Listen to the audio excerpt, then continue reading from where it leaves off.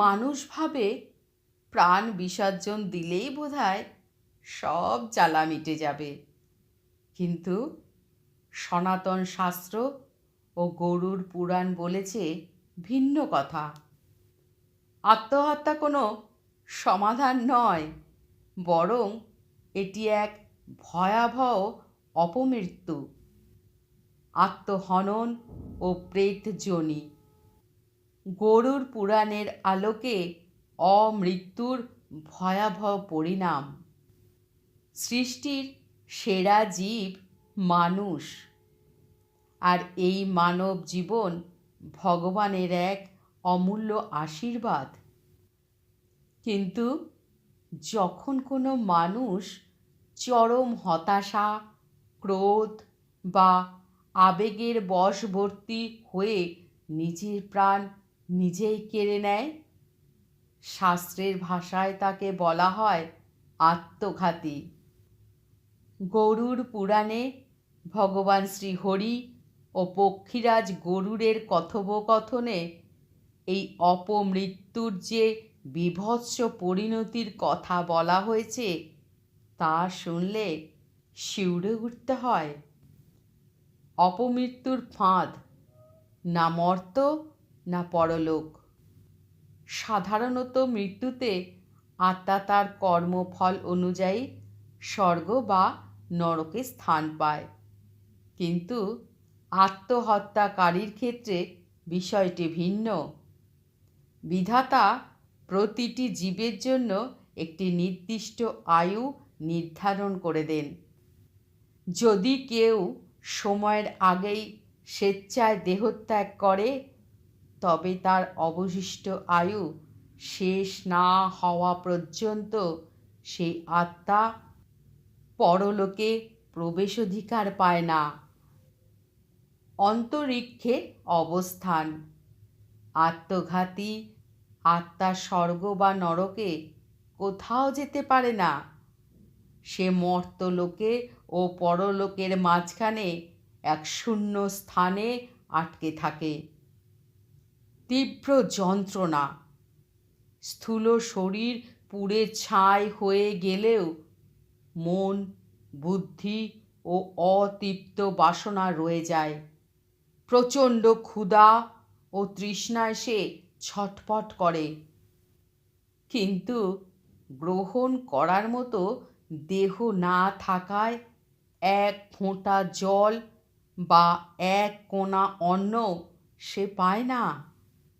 কেন সাধারণত শ্রাদ্ধ ও পিণ্ডদান বিফল হয়? শাস্ত্রে বলা হয়েছে, যারা গলায় দড়ি, বিষপান বা অস্ত্রের আঘাতে প্রাণ হারায়, তারা গভীর প্রেত যোনিতে নিমগ্ন থাকে। অধিকারহীনতা। আত্মহত্যাকারী ব্যক্তি অশুচি অবস্থায় থাকে। সাধারণ মৃত্যু 10 বা 11 দিনে যে শ্রাদ্ধ করা হয়, তা এই অতৃপ্ত আত্মার কাছে পৌঁছয় না। রাক্ষসদের লুণ্ঠন। শাস্ত্রমতে পরিবারের দেওয়া সাধারণ পিণ্ড বা তর্পণ এই আত্মারা গ্রহণ করতে পারে না, বরং সেই অন্ন বলবান পিশাচ বা রাক্ষসরা কেড়ে নেয়। ফলে মৃত ব্যক্তি সেই একই যন্ত্রণায় বছরের পর বছর অতিবাহিত করে। মুক্তির একমাত্র পথ নারায়ণ বলি ও গয়া শ্রাদ্ধ। আত্মঘাতীর আত্মার মুক্তির সাধারণ পদ্ধতিতে সম্ভব নয়। গরুড় পুরাণ ও স্মৃতিশাস্ত্রের এর জন্য বিশেষ বিধান দিয়েছেন। নারায়ণ বলি, এটি কোনো সাধারণ শ্রাদ্ধ নয়, বরং ভগবান শ্রীহরির চরণে এক বিশেষ যজ্ঞ। এই পূজার মাধ্যমেই কেবল আত্মার প্রেত যোনি থেকে মুক্তি ঘটে। সময়কাল। শাস্ত্রীয় নিয়ম অনুযায়ী মৃত্যুর 1 বছর পূর্ণ হওয়ার পর এই যজ্ঞ করা বিধেয়।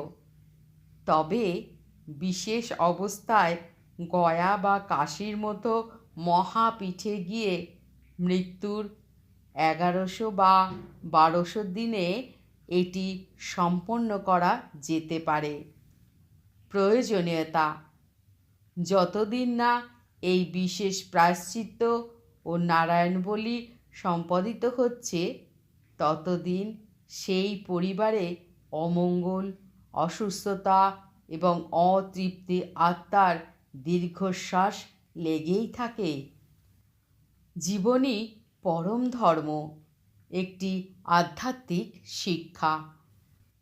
মানুষ মনে করে আত্মহনন বোধহয় দুঃখ থেকে মুক্তির পথ, কিন্তু শাস্ত্র বলেছে আত্মহত্যা দুঃখ কমায় না, বরং তা কোটি গুণ বাড়িয়ে দেয়। দুঃখ ভোগ করা মানেই হচ্ছে প্রারব্ধ কর্মের ক্ষয়। আত্মহত্যা করে সেই কর্ম থেকে পালানো যায় না, বরং পরজন্মে সেই দুঃখ দ্বিগুণ হয়ে ফিরে আসে। জীবন ও মৃত্যু উভয়ই ভগবানের দান।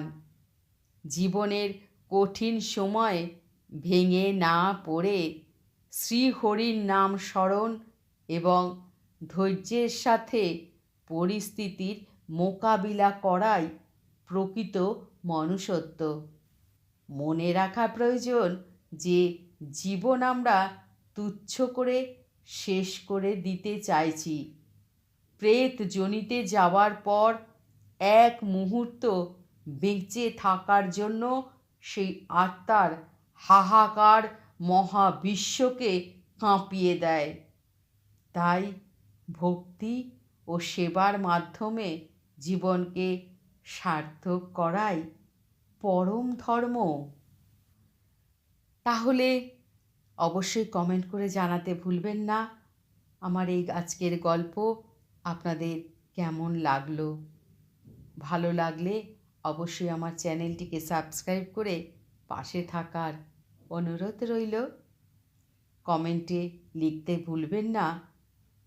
জয় শ্রীকৃষ্ণ, জয় শ্রী হরি, জয় জয় শ্রীকৃষ্ণ, জয় শ্রী হরি, জয়।